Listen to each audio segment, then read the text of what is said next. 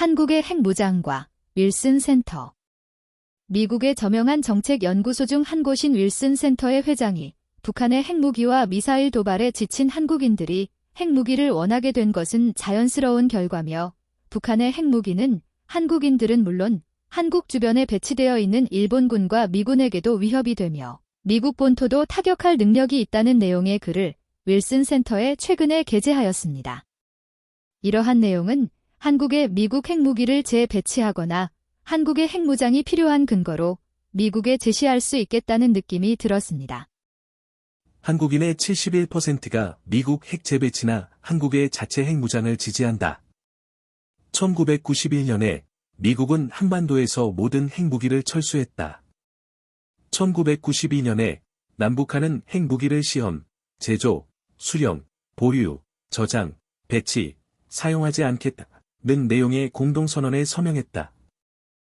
그 후로 북한은 공동선언 정신을 반복적으로 위반했다. 북한은 6번의 핵실험을 실시했고 최대 60개의 핵무기를 축적했으며 매년 최소 6개의 핵무기를 제조할 수 있는 핵분열 물질을 만들고 있다. 평양과 김씨 일가의 무력 위협이 장기간 지속되어 왔음에도 불구하고 올해 1월이 되어서야 한국의 대통령이 미국 핵무기를 재배치하거나 자체적으로 핵무기를 개발해야 할 필요가 있다고 공개적으로 밝혔다. 대부분의 옵서버들은 그 두 가지 방안 중 어느 방안이든지 조만간에 이루어질 것으로 의심하고 있으며 윤 대통령의 발언은 한국에 대한 북한의 공격적인 행동들이 꾸준하게 이어지고 있는 것에 대하여 국민들의 불만이 커지고 있음을 반영하고 있는 것이 명백하다. 최근의 여론조사에 따르면 한국인의 70% 이상이 자체 핵무기 개발이나 미국 핵무기의 재배치를 지지하는 것으로 나타났다. 북한이 매우 빈번하게 실험을 하고 한국을 향해 모욕과 위협을 가해왔는데 대통령이 왜 지금 그런 말을 했을까? 한 가지 이유로 북한의 도발 빈도가 급격히 증가하고 있는 점이다. 2022년에 북한은 그 어느 때보다 더 많은 미사일 시험을 실시했다.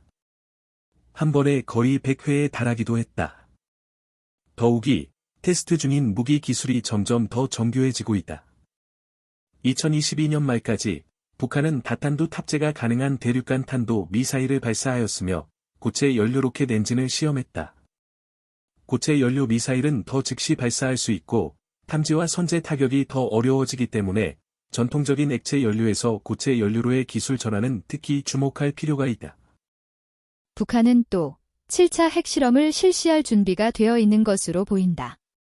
러시아가 우크라이나에서 사용하겠다고 위협하고 있는 전술 핵무기와 유사하게 7차 핵실험은 전장에서 더 쉽게 사용할 수 있는 보다 소형화된 전술 탄두를 실험할 가능성이 높다. 그러한 전술 핵무기는 한국뿐만 아니라 한국 주변에 주둔하고 있는 일본군과 미군에게도 위협이 될 수 있다. 북한이 공식적으로 밝힌 정책도 남한 국민들에게 걱정스럽다. 미국인들은 북한의 미사일 발사를 김정은의 무모하고 자발적인 행동으로 보는 경우가 많다. 사실 북한의 호전성은 국가 정책이다.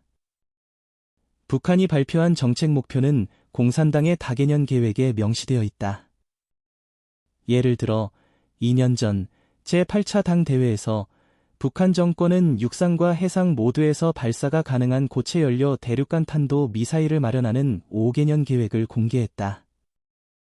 보다 최근인 2022년 9월에 발표된 공식 정책은 본질적으로 핵무기 사용 기준을 낮췄다. 즉, 한국인들은 그 어느 때보다 더 많은 미사일과 기술이 시험되고 있는 것을 보고 있으며 한국의 도시 상공을 비행하는 드론 같은 보다 더 공격적인 행위를 보고 있으며 북한이 그러한 행동들에 대하여 처벌이나 불이익을 거의 받지 않고 있는 것을 보고 있다. 상황이 이러한데 한국 사람들이 좌절하는 것이 이상한 일일까? 북한의 정책과 행동들은 단지 한국인들만의 관심사가 아니다. 윌슨 센터의 한국센터 및 아시아 프로그램 소장인 수미 테리 박사가 지적했듯이 북한은 핵 대륙간 탄도 미사일로 미국 본토를 타격할 수 있는 능력을 가진 미국의 3대 적국 중 하나다.